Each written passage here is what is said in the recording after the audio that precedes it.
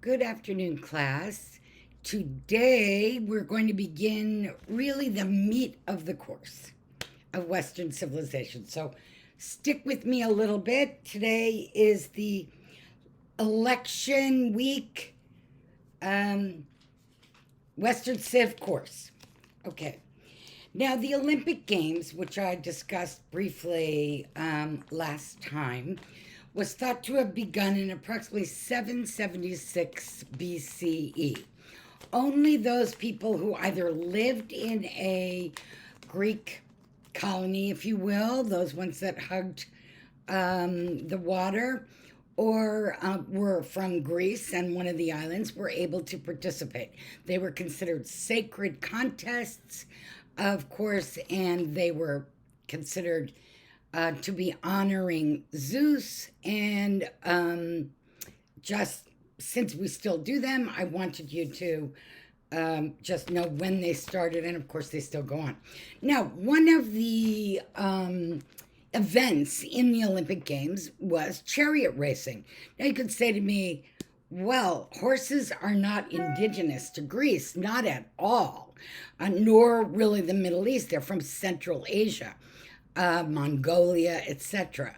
But there were some wild horses that had been brought over earlier, probably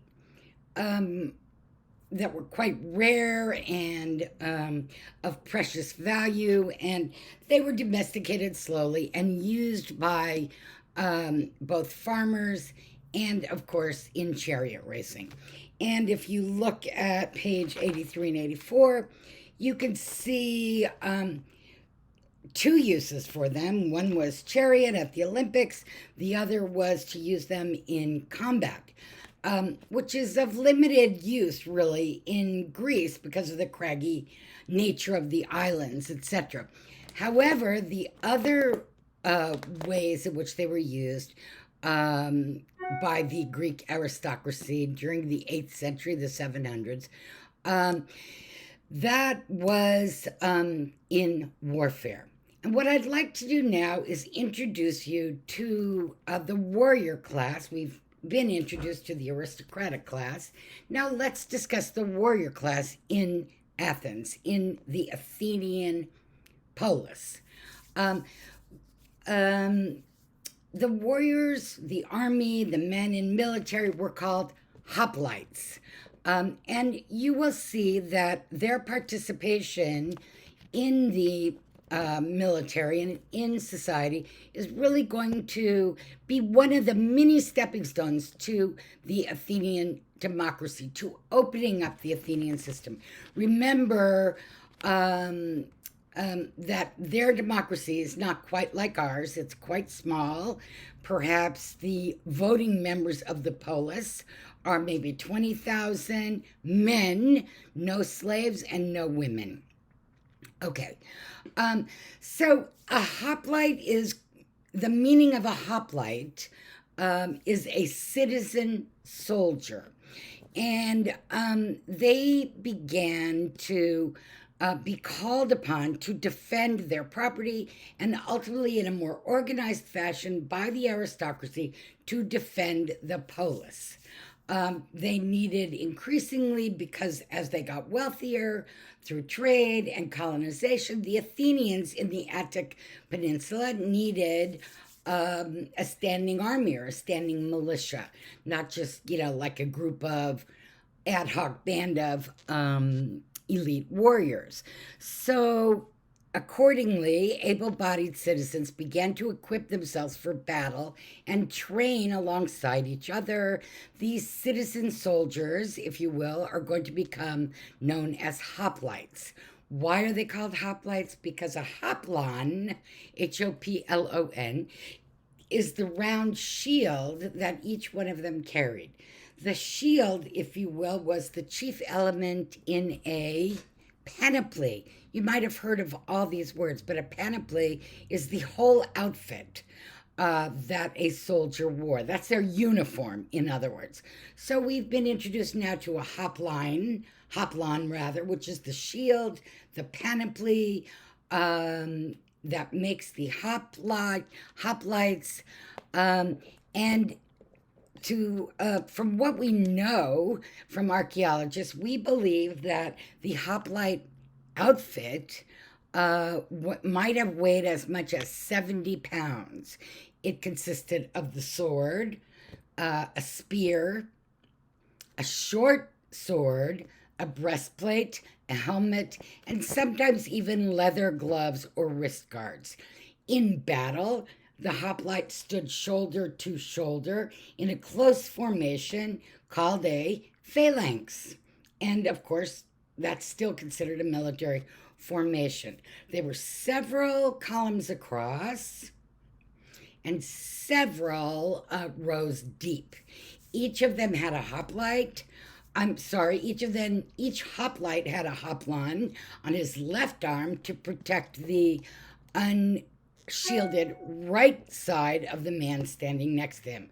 So I think you can look in your book and probably see that formation. In his right hand, each hoplite carried a weapon, either a spear or a sword, so that any approaching phalanx presented a nearly impenetrable wall of armor and weaponry to its opponents. If a man in the front rank fell, the one behind him stepped up to take his place. Now, the weight of the entire phalanx was initially behind the front line, with each soldier aiding the assault by leaning with his shield into the man in front of him. So if you're interested in military formation, this is kind of interesting. So this tight formation relied on a skill, the ability to stay together. In a way, it's like, a ballet chorus. As long as the phalanx remained intact, it was nearly unbeatable. But just like the polis itself, it could fall apart if the men were not committed to their common goal. So the hoplite revolution in Greece was bound up with a sort of parallel revolution in politics. As the polis began to get increasingly wealthier and engaged more and more citizens, it was forced to offer them a tiny share in the political power. And every polis was forced to have a hoplite or citizen army to protect its independence.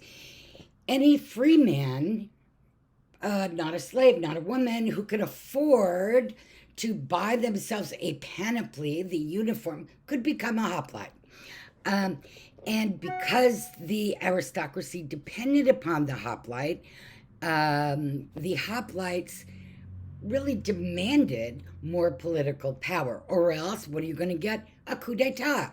In other words, a takeover by the military of the aristocracy or those people in power. And depending upon how dependent the polis, the politicals, aristocracy was on the hoplite, probably the more power they got. So together, all of these hoplites formed what we're going to call the hoplite class, or the military class, and they demanded, slowly but surely, a share in the decision making.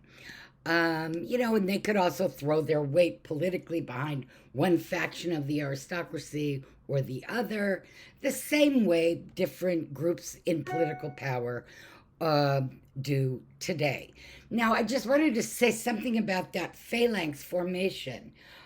When up until World War I, it would appear that military formations were fought in almost the same manner. The first line, the second line, the third line, etc.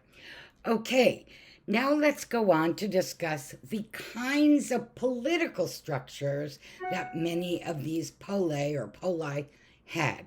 They were three: an aristocracy, a tyranny, and a democracy. So let's discuss what these were. Now, for the better part of the 7th and 8th century BCE, the aristocratic classes really did continue to control most of the Greek poli. different families struggled for influence, struggled for their economic markets. They would develop laws that would benefit their own interests. For example, a farming family might want less tax on the amount of land because they have to farm a great deal of land in order to get produce. So they may want fewer taxes, so they will lobby for that. You're probably all familiar with that kind of thing. So new laws are going to, of course, all represent somebody's interests. Building projects, maybe the hoplites want even, or maybe a family wants to explore a new colony and they're going to need more money. So these rivalries amongst the aristocracy are sort of what took center stage during the 7th and 8th century BCE. The aristocrats, of course, not unlike today, are going to pursue wealth and power. They also had a certain lifestyle. Participating in politics and holding elected office was part of that lifestyle. In other words, because they didn't have to work in the fields or as hard as any other class in society, it was considered that they would be the rulers. And they enjoyed all the sport of their lifestyle. And one of these was called a symposium, literally meaning a drinking party. And we're talking about men, right? And a symposium is a gathering of elite men where they enjoy wine, recite poetry, maybe have a poetry competition, performances by trained actors and acrobats, dancers, and even courtesans, which means prostitutes, perhaps, and people who provided witty conversation, music, and perhaps even sex. Respectable women, of course, did not come to these meetings. They were primarily for these elite men, and this was part of the aristocrats' social life. Neither were not aristocratic men invited to these kinds of gatherings. The symposia was only an arena for the display of aristocratic masculinity, if you will. And amongst Greek society, amongst the aristocracy, not only was elected office considered a plum title or role, but the glorification of male sexuality was another important aspect of this sort of homosocial aristocratic culture. Why do I say that? Because the men are engaged in the culture. The women are nowhere in the public square. Typically, a man in his late 20s to late 30s who'd, begun to make a career in political life would take as his lover a protege, another aristocratic youth, and in his early to mid-teens, and they would form an intimate bond, and often that would include sexual intercourse. The personal, the social intimacy could benefit both partners and their families, and it allowed the younger partner to learn the workings of politics while making, good connections and alliances. Many later philosophers, including Plato, argued, in fact, you might have heard this, that true love could only exist between two such men, because only in this relationship could a man find an equal partner worthy of his affections. Now, that's not too different than perhaps a sports coach wanting you to have that bond, or a military leader wanting there to be a kind of bond amongst their men. But now other types of sexual relationships were considered illicit or forbidden. And that was including those between men of unequal social status. Now, it doesn't sound too dissimilar from the culture we're living in today. So that what we see in Athenian culture is this complicated system of values, ideas, practices, and assumptions where they shared aristocratic identity, and as a result, it was difficult for those outside of this elite world, if you will, to participate fully in the public life of the polis. Eventually, in many of the little islands, in many of the pole, the circle of the aristocratic elite tightened so much, obviously because it's like a kind of inbreeding, as smaller and smaller groups came to dominate higher offices. Now, this would mean that even many aristocrats were left on the outside of their own culture looking in. Like you could be an aristocrat by perhaps being a salesman or perhaps making a lot of money in trade. But that wouldn't mean that you were perhaps one of the founding families of the polis, and there could come in. That reminds me of the sort of white Anglo-Saxon Protestant hold on power that, or the early Mayflower generation, that many in America had on power for so long. Even if you were wealthy, you still were an aristocrat that found yourself on the outside looking in.